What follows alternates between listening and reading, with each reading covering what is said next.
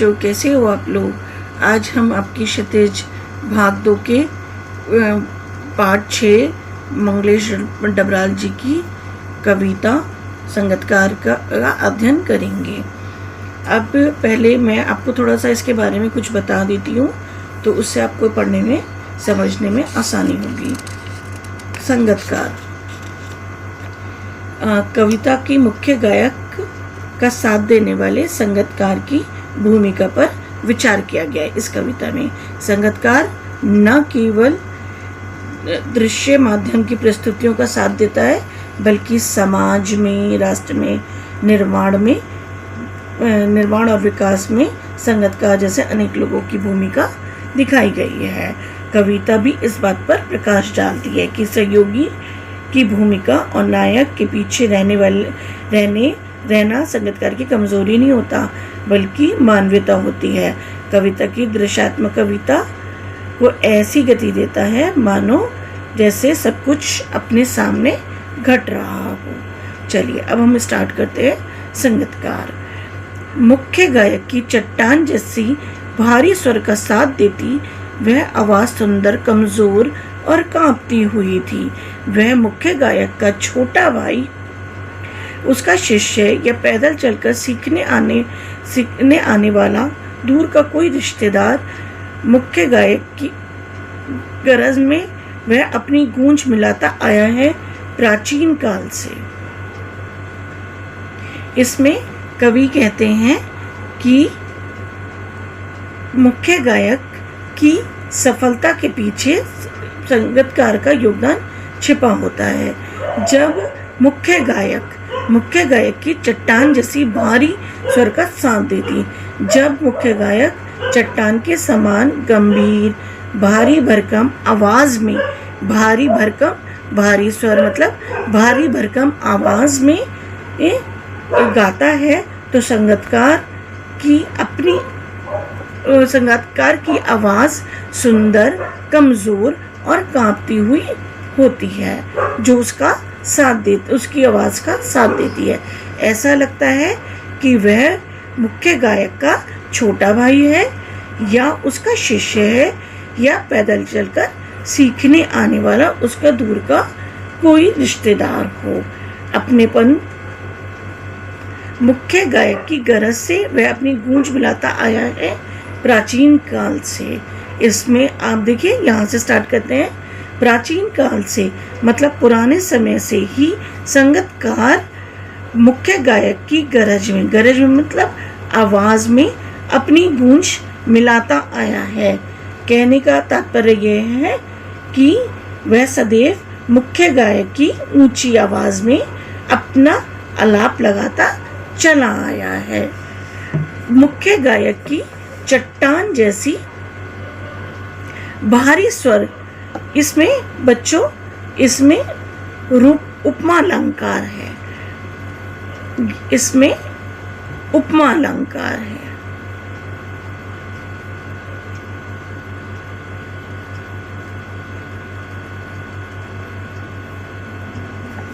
ठीक है। गायक जब अंतरिक्षी जटिल तानों के जंगल में खो चुका होता है, या अपने ही सरगम को लांघकर चला जाता है भटकता हुआ एक अनहद में, तब संगतकार ही स्थाई को संभाले रहता है। जैसे समेटता हुआ मुख्य गायक के पीछे छुटा हुआ सामान उसे याद दिलाता है उसका बचपन, जब वह नौसिखिया था।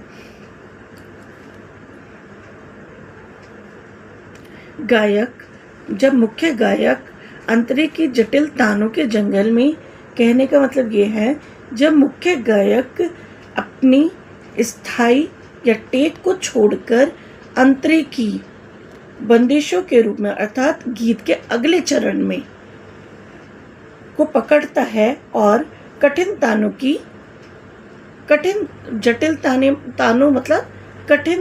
की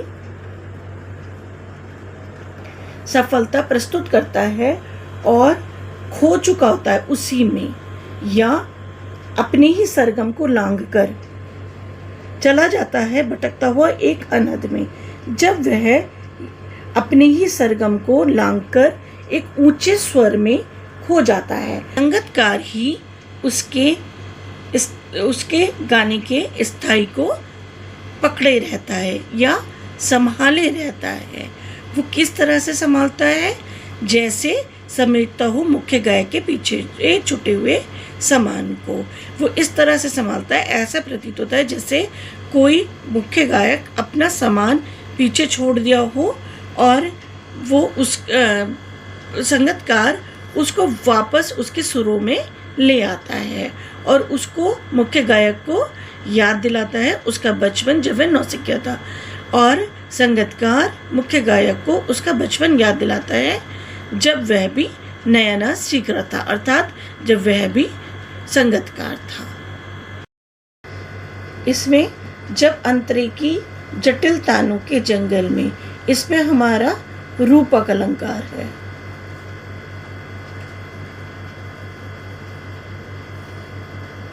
ठीक है, आगे बढ़ते हैं।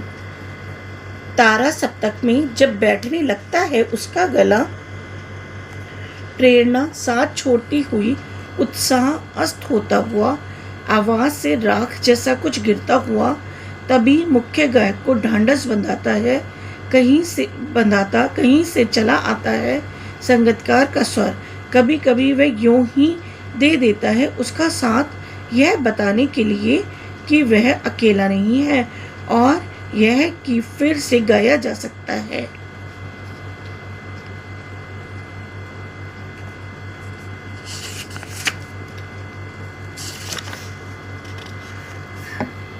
गाया जा चुका स्वर और उसकी आवाज में एक हिचक साफ सुनाई देती है, या अपने स्वर को ऊंचा न उठाने की जो कोशिश है उसको विसफलता नहीं, उसकी मनुष्यता समझा जाना चाहिए। इसमें कवि कहते हैं कि जब मुख्य गायक ऊंचे स्वर में गाता है तब तारा सप्तक में उसकी आवाज पहुंच जाती है, तो ऊंची आवाज के कारण उसका गला बैठने लगता है। उस समय उसकी प्रेरणा उसका साथ छोड़ देती है, अस्त होने लगती है, छोड़ देती है, और उसकी शक्ति, गाने की शक्ति समाप्त होने लगती है और उसका उत्साह भी शांत पड़ने लगता है। तब उसका स्वर बुझ सा जाता है और वह स्वयं को हतोत्साहित, निराशा सी महसूस करने लगता है। उसे लगने लगता है कि जैसे अब वो नहीं गा पाएगा। निराशा भरे उस क्षणों में तभी मुख्य गायक को ढांढस बनाता, कहीं से चलाता है संगतकार का स्वर। जब मुख्य गायक को लगने लगता है कि वह अब नहीं गा पाएगा और निराशा भरे उन्हीं क्षणों में संगतकार का मनोबल बढ़ाता है, संगतकार ही उसका मनोबल बढ़ाता है और उसके डूबते हुए स्वर में अपना स्वर जोड़ देता है, कहीं से भी चलाता है संगतकार का स्वर, यानी संगतकार का स्वर आकर मुख्य गायक के स्वर को ढांढस बंधाता है। कभी कभी वो यूं ही दे देता है उसका साथ, यह बताने के लिए कि वह अकेला नहीं है। कभी कभी संगतकार जो होता है वो अनावश्यक रूप से मतलब अनावश्यक रूप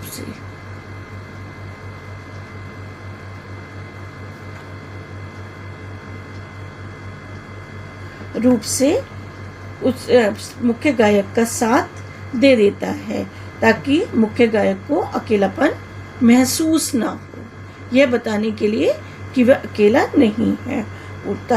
इसलिए दे देता है ताकि मुख्य गायक को अकेलापन का एहसास ना हो। वह अपने राग के माध्यम से यह भी बताता है और फिर यह कि फिर से गाया जा सकता है। और संगतकार जो होता है वह अपने राग के माध्यम से मुख्य गायक को यह भी बता देता है कि पहले गाया हुआ राग, तान या गीत फिर से गाया जा सकता है और उसकी आवाज़ में एक हिचक साफ सुनाई देती है।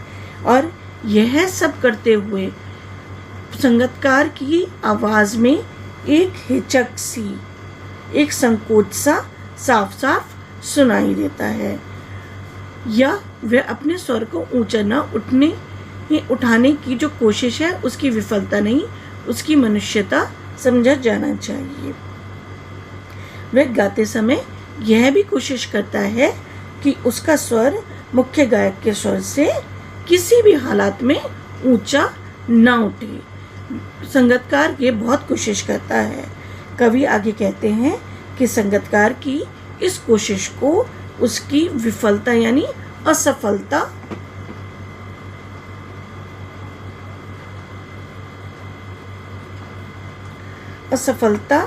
न समझकर उसकी मनुष्यता मतलब